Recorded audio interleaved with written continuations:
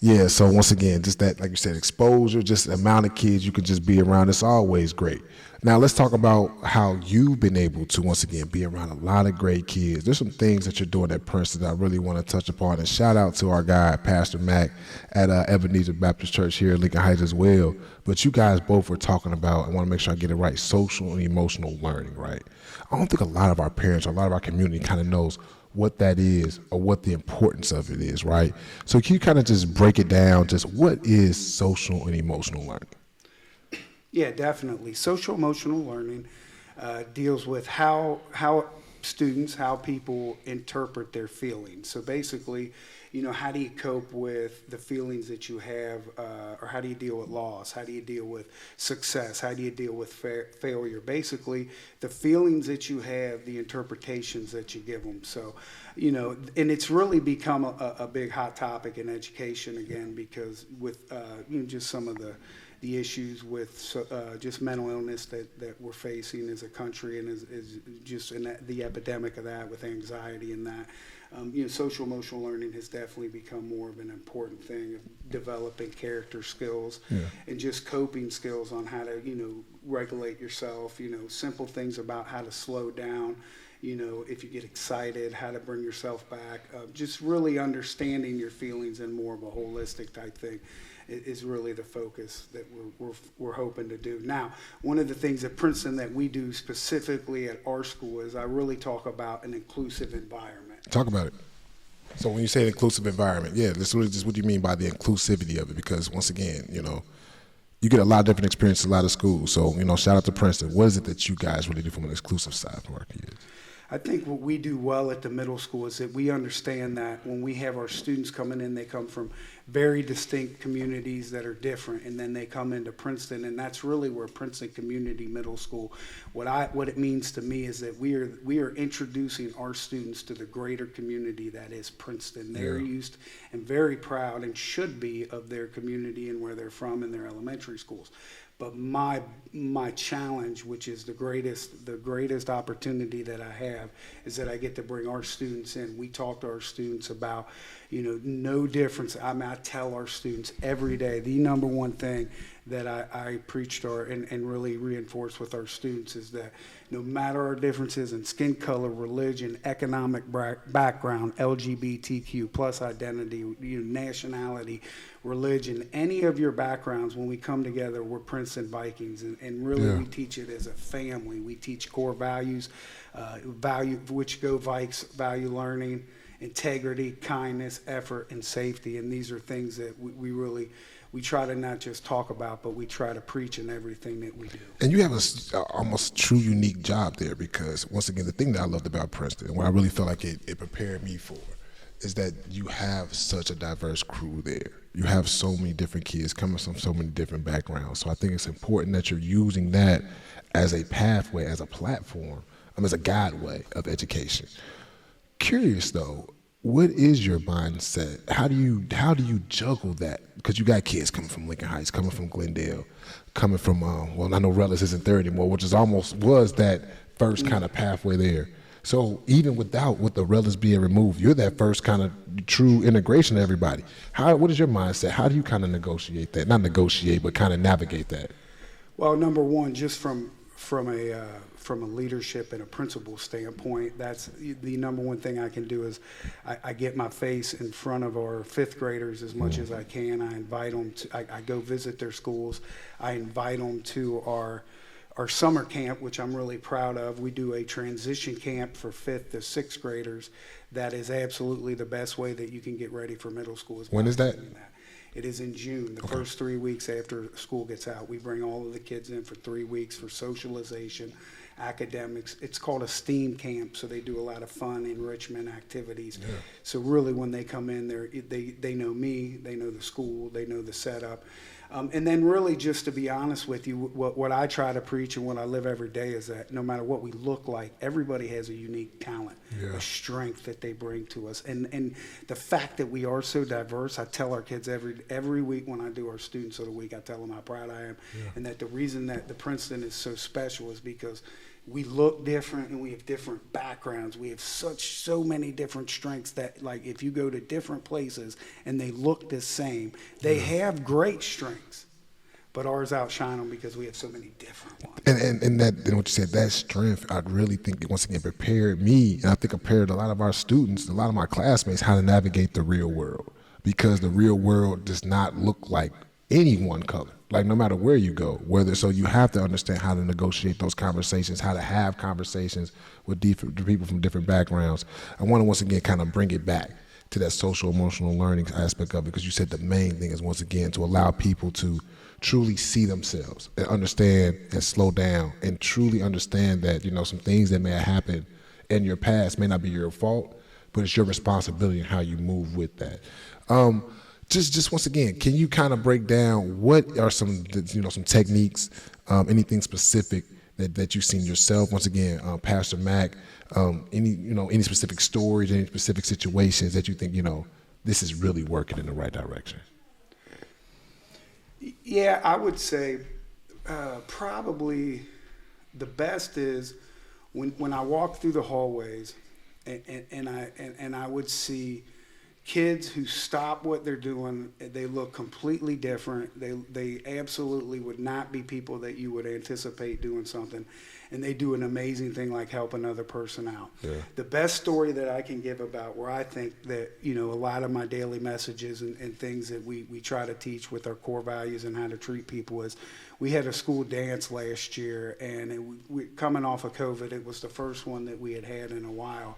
And the diversity of our school, we would have kids with special needs, we had kids with different languages, we had kids, all various backgrounds, but they would come together and they could get along and they would function and they would have fun. And the parents who came in as chaperones were amazed at the behavior that our kids had. It wasn't like cliquey, it is maybe you would expect, but the kids really knew how to understand that people are different, but yet they respected that, and that there's a lot of different ways to have fun. And you do a great job with our kids. And once again, I want to talk about our partnership because I love it. And we really been able to grow it. We were able to take, I believe, this is our second year doing it. The first year, we really were able to coordinate it, but this year was fantastic. I know it was over about 40, 50 kids that we were able to bring down to Great American Ballpark with our MBK program and a part of the Obama Foundation. You just talked about it once again.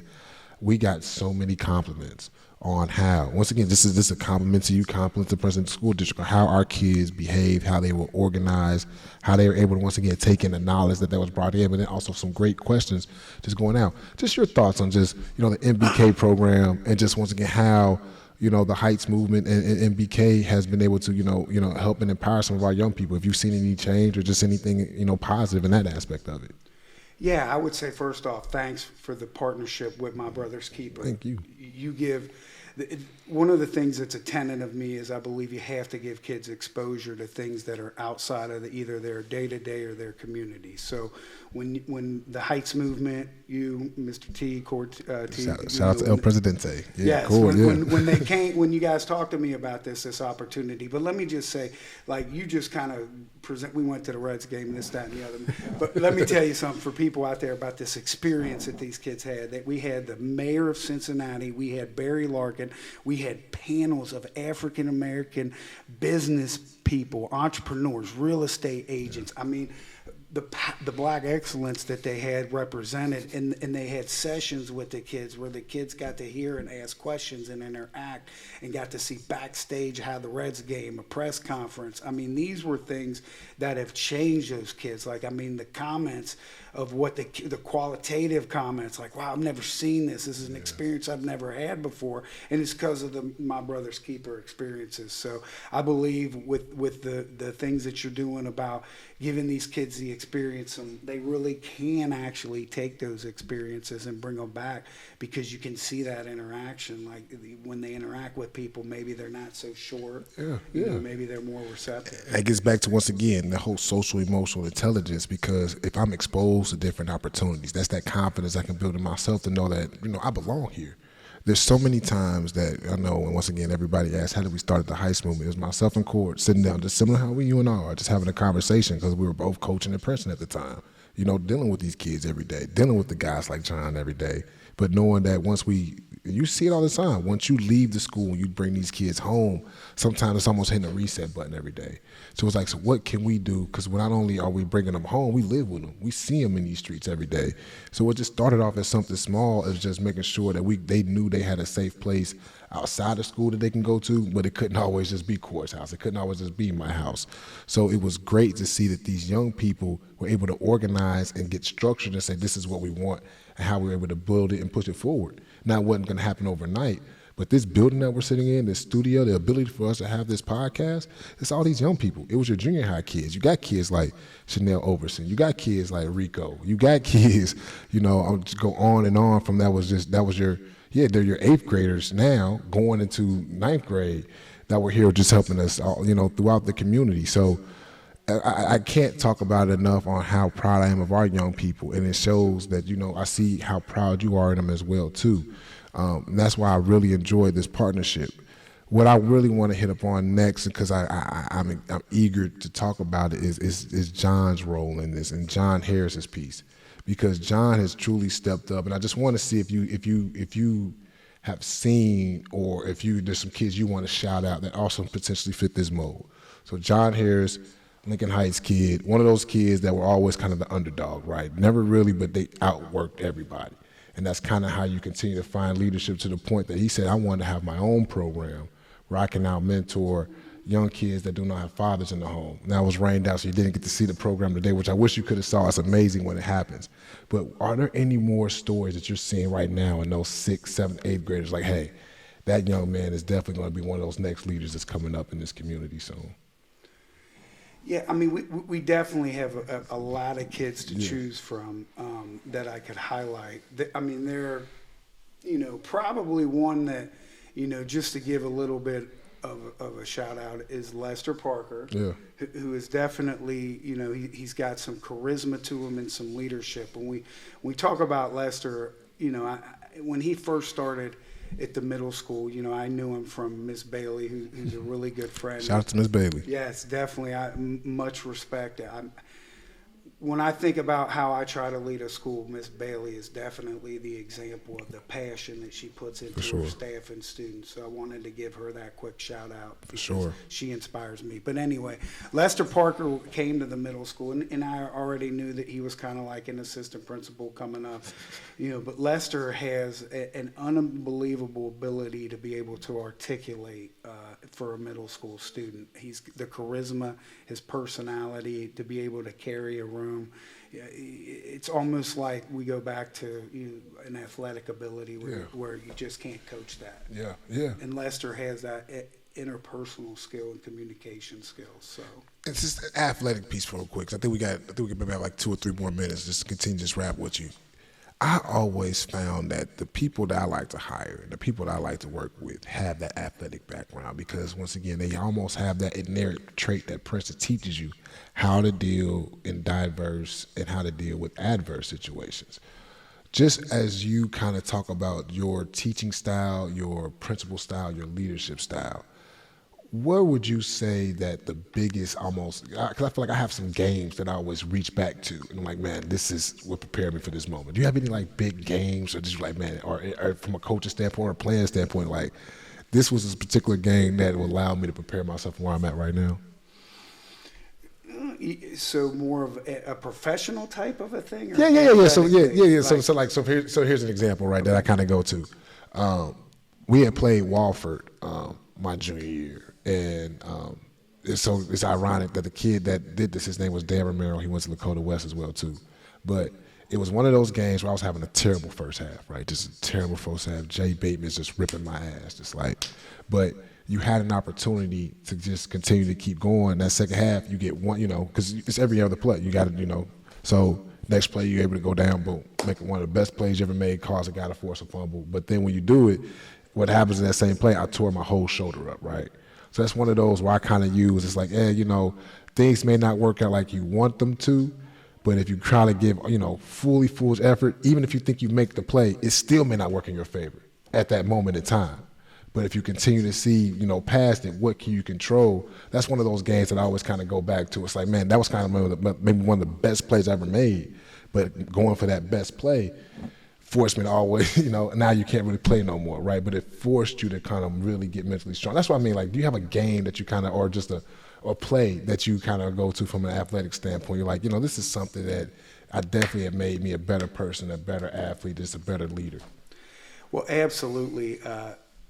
First off, back to your original point about athletics and people with an athletic background being able to work on teams and being able to get along with certain people. There's absolutely the best bond that you can form with somebody is through, competition and being on a team with them. But as far as just a defining moment, maybe athletically, I would probably say for me it was playing high school football, and it was being on the worst possible high school football team you could think of. Yeah. We went 5-34. We had to actually forfeit a game. We got beat so bad one week because we got drilled in. But and I guess what it taught me was that it never dulled my passion for what I did. So it's kind of like being an eternal optimist to know that, like, I loved it. And I remember I could look and see people at halftime quitting already. Even in the first quarter, some guys were already quitting. And it kept to me that, like, no matter what, like, I love to do it. And no matter how bad it was, no matter how bad we got our heads kicked in, it was who I was. It was what I loved, and some of my best friends still to this day were guys that I got my head kicked in with. What's crazy is I can see that, and I can see that perseverance. You can see that type of mentality as you continue to work through it, because things aren't always going to go your way, but I have a passion for it. I see what the goal is, and I see that passion that you throw into our kids. And, lastly, because I know we got a minute left, and I definitely want to allow you the platform to speak on this as much as you want to. How's the family? How's little Max doing, man? How's everybody doing, man? They definitely want to give you a platform. Just how's the family life going, man? For sure. It's going well. My boys. I've got one that's 20. He's in the Army. 82nd Airborne Division. Definitely shout out to him, for sure. Yeah, that's what's up. Well, a funny thing about that story is, for any parent that has a son would understand this, or any daughter even that would go into the service. Yeah. He told us he was going in the reserves, and then when I dropped him off, he told me it was active duty. So that was an interesting parent moment, dad moment. But super proud of him. Yeah. But he. And then my younger one is in 8th grade at Princeton. And I will tell you, probably the most important thing is when you talk about my leadership style and what I do at Princeton. Yeah. I've always been inspired that I would never want to be a leader that I wasn't proud to have my own son, my own kids at that school. So they're doing well. My wife's a teacher as well. I've got the best family in the world. They support me in all my crazy endeavors with being a principal and the time that I spend with them. But I'm truly blessed. The relationships that I've been able to make with people over the years. Even you, Drmaxraw, I remember playing softball with you back in the day when we played softball. We had a lot of fun kicking it back then. But, that's the most important thing, is that you're going to be up and down. Life's going to be crazy, but the big thing is just enjoy the ride. Yeah, whole different life. We're not going to talk about softball. They used to call me 299. Couldn't get it over that field. I couldn't get over the fence. It's 300-yard fence there at Copeland. We had fun, though. It was great times. Definitely some great times. Man, Dr. Max, I can't thank you enough. This has been a great conversation. Once again, thank you for you. Thank you for your family.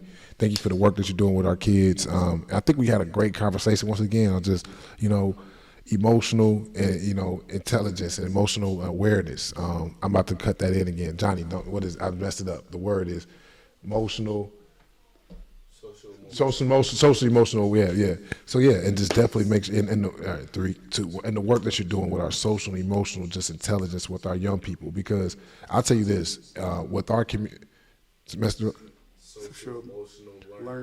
emotional learning. What did I say? Intelligence. All right. 3, 2, 1. And the work that you're just doing around social and emotional learning is so important, because I'll tell you this, and I'll wrap up on this.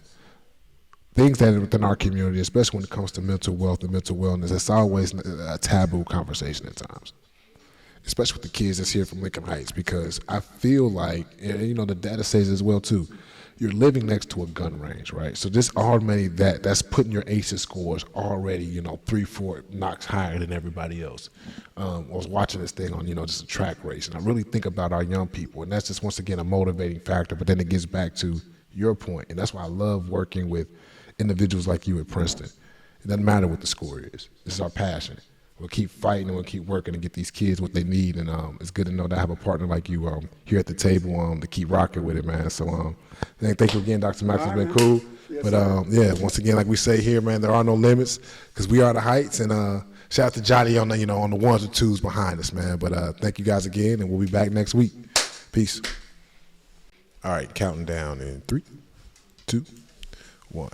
Welcome to another edition of In the Zone, man. Episode 17, man. I cannot believe it. We done rocked it this far. We are in April, man, but this is no fools. We actually got one of the top educators in the Princeton School District in the building. Like always, I'm going to let him introduce himself. Please, sir, let the people know who you are.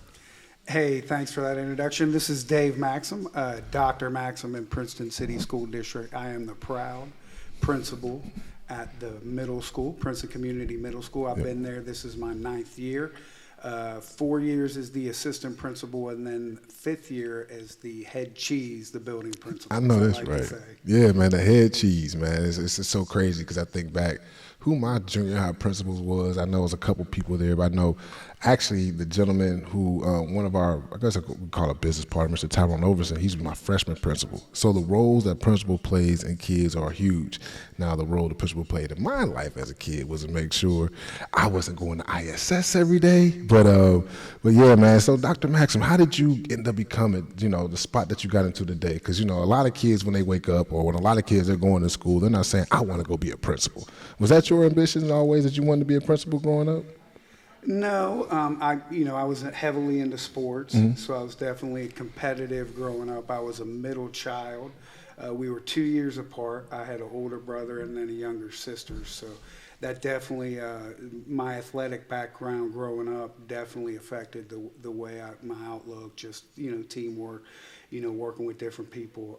But yeah, definitely, so it's having that athletic background. When I was getting out of high school, I started coaching while I was in college. So okay. I enjoyed coaching football. Where was this at? Where'd you go to school? I went to Miami, Hamilton, started out at the regional branch for a couple of years, coached at Colerain, Wyoming High School, Northwest, football, basketball, and baseball while I was CHL. Yeah, Cincinnati Hills League, man. That's some good ball, man. Yeah, Finneytown High School is where Yeah, I used to coach at Finneytown. I went to Finneytown High School in 95. You went to Finneytown? I did. Was you Darren Chenault? Was he there? He was a couple years older than me. Yeah. He's good friends with my brother who was in 93. So we came through, and my brother was 93, I'm 95, and my sister was 97. So if you were to know anybody from that area, we were pretty well known just with athletics and getting along with people. So shout out to the Maxim family over there in Finneytown, man, for sure. Finneytown is an interesting type of school, and that actually is a good segue into kind of how we're just talking to the dynamics of school right now, because when I was at Finneytown, definitely we were coaching ball. Our 8th grade team was so dominant. But just kind of how the functionality of school works. You have open enrollment, you have the ability for a lot of kids, which is, a good thing and a bad thing, but a lot of choice. But those kids in the 8th grade, they've played all the way up into each other, and you get a lot of kids that are, just for, politically correct terms, we're not going to say poached out or pulled out, but you got a lot of kids, once again, that have choices that leave those type of schools. Just what are your thoughts on that, just out of curiosity? Just that choice of schools versus neighborhood schools. Well, there's a lot of different elements to what you just brought up. Athletically, there's a lot of different choices that you can make across the city. I typically would say that talent if you're talented, you're going to get found no matter what division, no matter GCL, GMC. Now, those put you in a different position and in a different positioning for college scholarships and that kind of thing, for sure.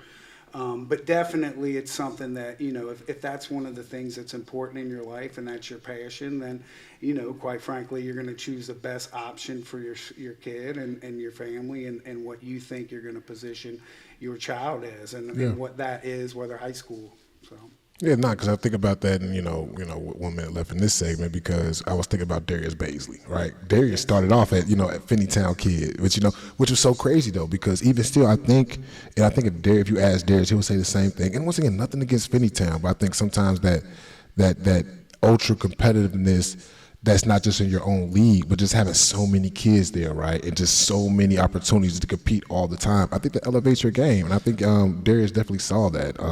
Even at Finneytown, it was a little bit of too easy for him at times. But I think that opportunity, once again, just the amount of kids, not necessarily that one school is better. I just think that when you, like anything else, you're able to bring more competition in. That's always just a great piece that you can do. But yeah, let's just kind of, once again, continue on the educational path. Just really wanted to touch upon what you thought about. Hold on, I'll pause it right there for a second because I was thought about that Darius piece and I was about to go a whole different story. I'm just going to pause for a quick second because this is what I was about to say. We're not going to, you just pause it. This is